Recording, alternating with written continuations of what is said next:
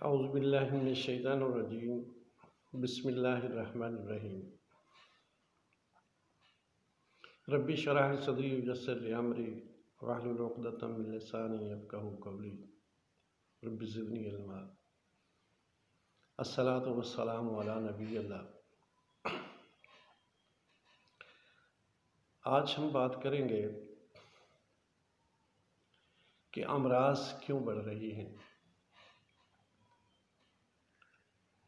پچھلی کچھ آڈیوز کے اندر میں نے بتایا تھا، آج اس سے آگے چلتے ہیں کہ امراض کیوں بڑھ رہی ہیں۔ میں نے ایز اے طبیب، ایز اے معالج اس پہ بڑا غور کیا، اور اپنی پریکٹس کے دوران میں نے دیکھا کہ وقت کے ساتھ ساتھ امراض بڑھتی جا رہی ہیں، اور پاکستانی معاشرے کے اندر خصوصی طور پر امراض کا اضافہ ہوتا چلا جا رہا ہے۔ تو اس حوالے سے میں نے سوچا کہ آگاہی پروگرام شروع کیا جائے، دوستوں تک یہ بات پہنچائی جائے کہ ہمارے معاشرے کے اندر امراض کے اندر اضافہ کیوں ہو رہا ہے، امراض کیوں بڑھ رہے ہیں۔ تو بنیادی طور پر جب ہم دیکھتے ہیں، دو سبب میں نے دیکھے، ایک ہے self medication and wrong medication, اور دوسرا سبب جو ہے وہ ہماری فطرت سے دوری ہے۔ تو آج ہم بات کرتے ہیں سیلف اینڈ رانگ میڈیکیشن پہ۔ جیسا کہ تمام دوستوں کو معلوم ہے کہ سیلف میڈیکیشن ہمارے معاشرے کے اندر عام ہو چکی ہے۔ جب بھی کوئی انسان، کسی کو کوئی تکلیف ہوتی ہے، وہ خود اپنا معالج بن جاتا ہے۔ تو کبھی انگریزی دوائی کھاتا ہے، کبھی دیسی دوائی کھاتا ہے، اور کبھی ہومیوپیتھی دوائی کا مشورہ دیا جاتا ہے۔ تو فرسٹ آف آل میں یہ بات دوستوں کو کہوں گا، کیا اس علم کو آپ نے پڑھا؟ کیا اناٹمی، فزیالوجی، پیتھالوجی آپ نے پڑھی؟ کیا امراض تھراپیوٹکس کو آپ نے پڑھا؟ معالجات کو آپ نے پڑھا؟ نہیں۔ نہ ہی انسانی جسم کی ساخت کے بارے میں علم ہے، نہ ہی اس کے فعل کے بارے میں، آرگنس کے فعل کے بارے میں علم ہے، اور نہ ہی مرضیات یعنی پیتھالوجی پر علم ہے۔ لیکن ہم معالج ضرور بن گئے۔ تو جب سیلف میڈیکیشن کی جاتی ہے، یعنی دوا کو استعمال کیا جاتا ہے، اس دوا کی نہ تو پراپرٹی کا پتہ ہے، نہ ہی اس کے موڈ آف ایکشن کا پتہ ہے۔ پراپرٹی یعنی وہ دوا کی خصوصیات کیا ہے، اور اس کا جسم کے اندر داخل ہونے کے بعد موڈ آف ایکشن کیا ہے، یعنی جسم کے اندر داخل ہو کر وہ کرتی کیا ہے، کوئی علم نہیں ہے۔ لیکن ہم معالج بن گئے، اور ساتھ ہی کہا جاتا ہے کہ ہمیں اس کا بڑا علم ہے، فلاں آدمی نے دوائی کھائی تھی وہ ٹھیک ہو گیا تھا، فلاں آدمی نے یہ دوائی کھائی وہ بھی ٹھیک ہو گیا تھا۔ بھائی، سب سے پہلی بات تو یہ ہے کہ سیلف میڈیکیشن فائدے کی بجائے نقصان بھی دے سکتی ہے، کہ جب تک جسم کے اندر پیدا ہونے والی جو علامت ہے وہ بیماری نہیں ہوتی، وہ ایک علامت کے طور پر جسم کے اندر، بلکہ میں یوں کہوں کہ جیسے جسم کے اندر کوئی علامت پیدا ہو رہی ہے، یعنی پین پیدا ہو رہی ہے، تو وہ الارم ہے۔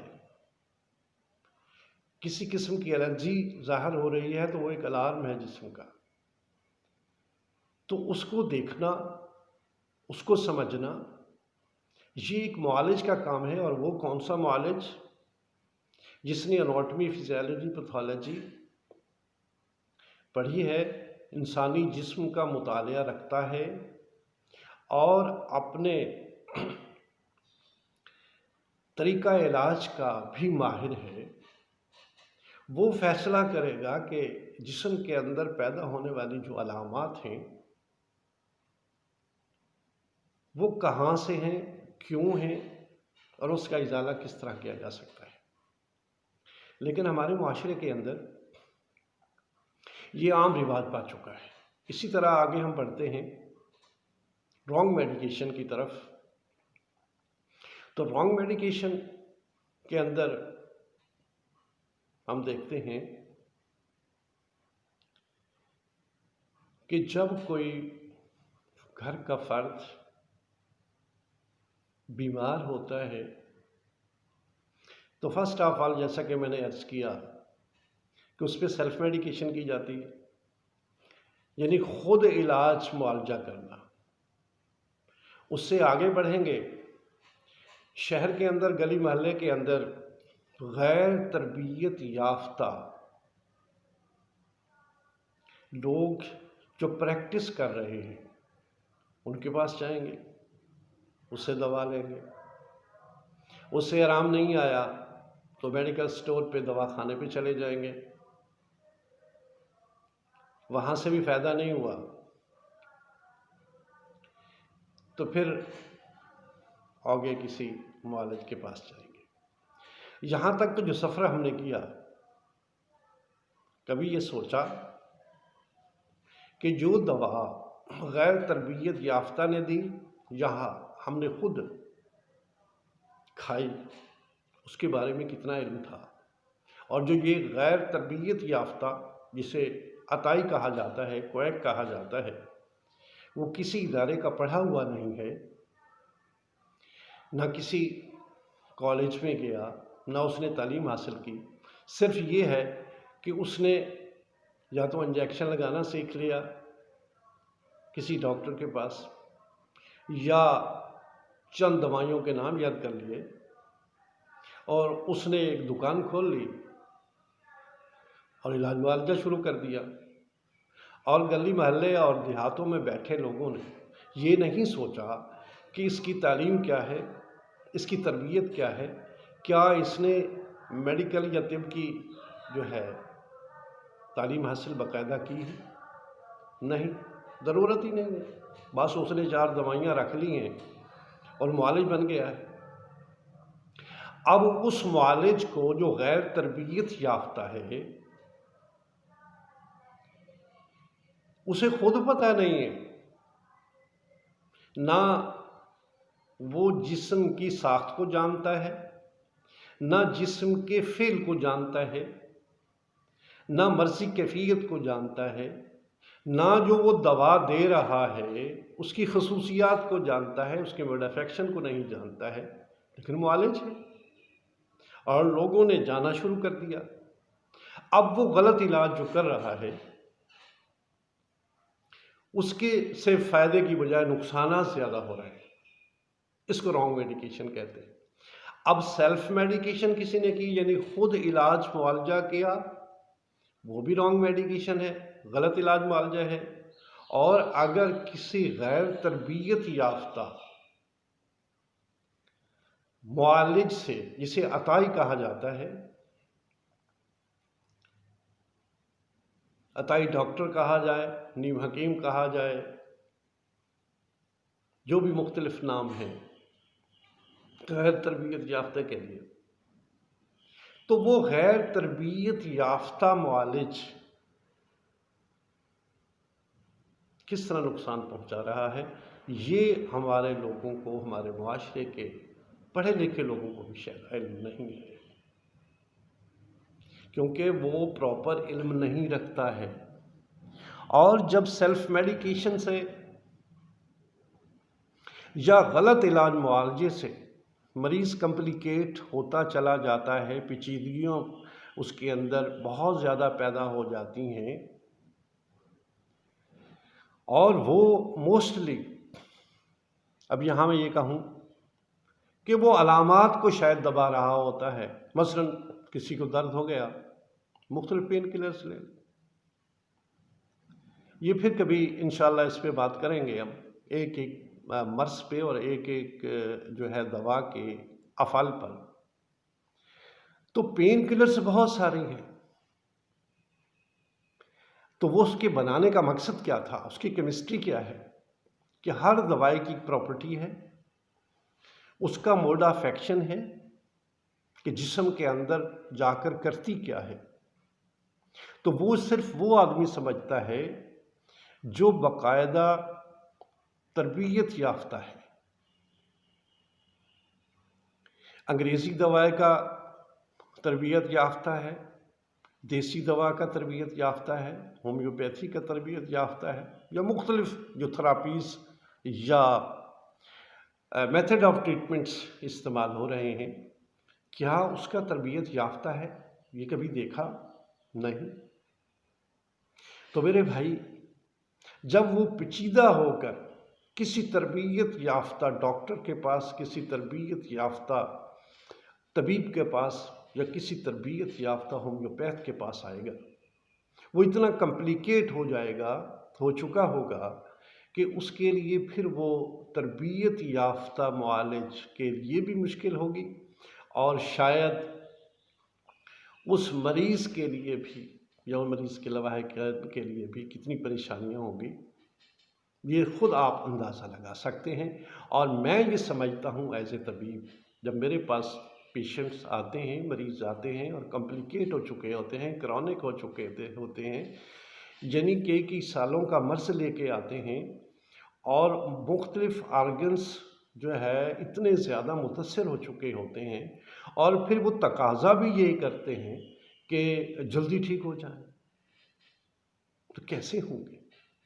خرابی انہوں نے خود پیدا کی، یعنی سیلف میڈیکیشن پیدا کر کے، یعنی خود علاج معالجہ کر کے، یا غیر تربیت یافتہ معالج سے علاج کروا کر. تو اس نے جو پیچیدگیاں پیدا کر لی ہیں، تو وہ پھر اتنے زیادہ ہو جاتی ہیں کہ اس کا ازالہ بھی مشکل ہو جاتا ہے، اور بعض اوقات تو پھر مریض موت کے منہ میں چلا جاتا ہے.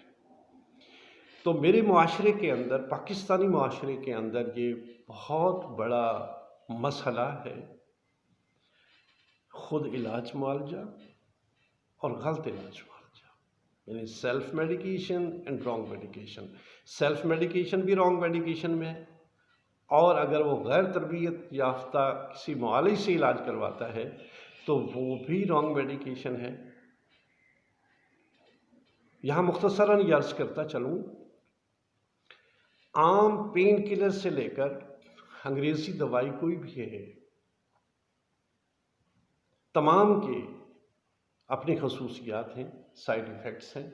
تمام کو مد نظر رکھتے ہوئے ایک تربیت یافتہ معالج اس کا استعمال کرواتا ہے. لیکن جس کو علم ہی نہیں ہے، تو پھر وہ اس کے بارے میں ہم کیا کہہ سکتے ہیں؟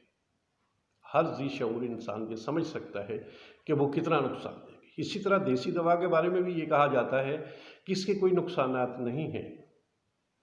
یہ بھی بات میری سمجھ سے بالا تر ہے کہ دوا دوا ہے. بلکہ میں تو یہ کہوں گا، اگر غذا کو ہی دیکھتے ہیں، غذا کے جو ضروریات ہیں انسانی جسم کی، اس کو اگر ہم دیکھتے ہیں تو اس میں بھی ایک بیلنس کی ضرورت ہے، کہ غذائی اجزاء کو اگر بغیر وجہ کے کوئی انسان استعمال کر رہا ہے تو اس کے بھی نقصانات آتے ہیں، کیونکہ جسم کو ضرورت نہیں ہے اور بغیر وجہ کے دی جا رہی ہے تو وہ زیادتی ہو جائے گی. اور کوئی غذا اگر کم لی جا رہی ہے تو اس کی کمی ہو جائے گی اور وہ بیماری کا شکار ہو جائے گا. تو جب غذا فائدہ اور نقصان پہنچا سکتی ہے تو دوا تو اس کی اگلی کیٹیگری میں آتی ہے. تو بہرحال یہ میرے ویڈیو دینے کا مقصد صرف آگاہی ہے تاکہ ہمارے دوست، ہمارے معاشرے کا ہر انسان یہ سمجھ سکے کہ سیلف میڈیکیشن اور رانگ میڈیکیشن کے کتنے نقصانات ہیں۔ اللہ تعالیٰ آپ تمام کو خوش رکھے، اور میری گزارش ہے تمام دوستوں سے کہ میرے ان چند الفاظ پہ غور ضرور کیجیے گا، اور اپنی صحت کا خیال رکھیے گا کہ اگر ہمارا معاشرہ صحت مند ہوگا تو ہمارا بہت سارا بجٹ جو بیماریوں پر لگ رہا ہے اور بیماریاں بڑھتی جا رہی ہیں، اس سے ہم بچ سکتے ہیں۔ والسلام۔